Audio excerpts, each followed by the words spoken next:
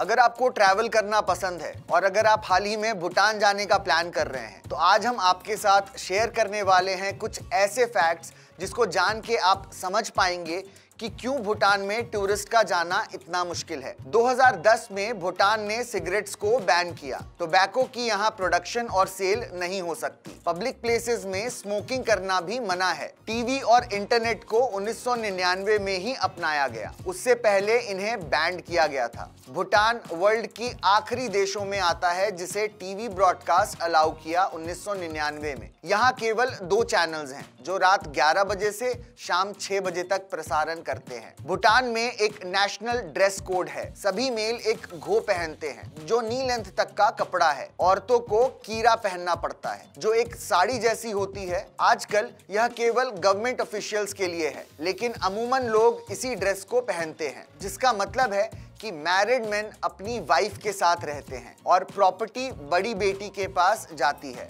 मर्दों से उम्मीद की जाती है कि वो अपना रोजगार खुद कमाएं। एक ही नेशनल एयरपोर्ट है जो बहुत कठिन है। पैरो इंटरनेशनल एयरपोर्ट एक गहरे घाटी में स्थित है। यह 18,000 हाई माउंटेन हिल्स से गहरी है। इससे उड़ान भरना बहुत कठिन है। फ्लाइट्स केवल दिन में और अच्छे मौसम में ही संभव है। पैरो पर लैंडिंग के लिए केवल 8 पायलट्स सर्टिफाइड हैं। भूटान वर्ल्ड का एकमात्र कार्बन नेगेटिव देश है। देश का 72% फॉरेस्ट क्षेत्र से ढका हुआ है। यह वास्तविक एक संवैधानिक आवश्यकता है। इसके परिणाम स्वरूप भूटान विश्व का एकमात्र कार्बन नेगेटिव देश है। यहाँ हेवी प्लांट्स, फैक्ट्रीज, बिजनेस नहीं है और बहुत कम पोल्यूशन है। 1990 के दशक से प्लास्टिक बैंड है। भूटान के लोगों को इंस्पायर किया जाता है कि वह यहाँ पे पेपर या जूट बैग का यूज करें, बजाय इसके कि वह एक बार यूज किए जाने वाले प्लास्टिक मटेरियल्स का यूज करें। बिजनेस के लिए प्लास्टिक मटेरियल्स बैंड हैं। कस्टमर्स को हालांकि प्लास्टिक बैग यूज करने की छूट है। भूटान में किसी भी एनिमल की हत्या नहीं होती। एनिमल किलिंग हिमालय राज्य में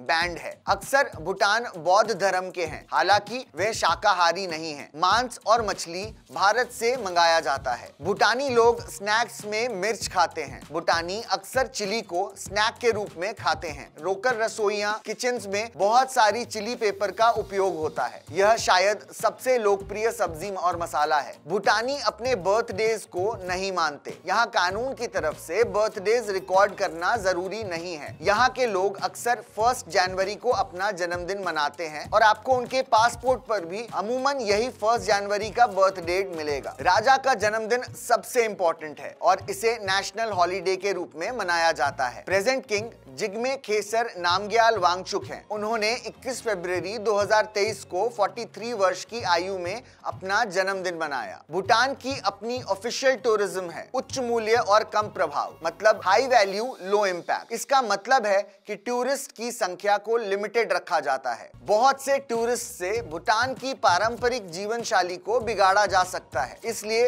हर किसी को भूटान यात्रा के लिए एक डेली अमाउंट देना होता है। इस शुल्क की राशि हाई सीजन में $250 और लो सीजन में $200 है। इसमें फूड, ट्रांसपोर्टेशन और लॉजिंग शामिल है। कोई सस्ता विकल्प नहीं है। तो अगर आप भी ट्रैवल करना चाहते हैं और आप भी प्लान कर रहे हैं तो आप इन बातों का ध्यान रख सकते हैं। जिन लोगों को यह इंफॉर्मेशन अच्छी लगी प्लीज लाइक करें, सब्सक्राइब करें और आगे जरूर शेयर करें अपने दोस्तों में, फैमिली में, सो दैट ये इंफॉर्मेशन उन सबको भी मिल सके।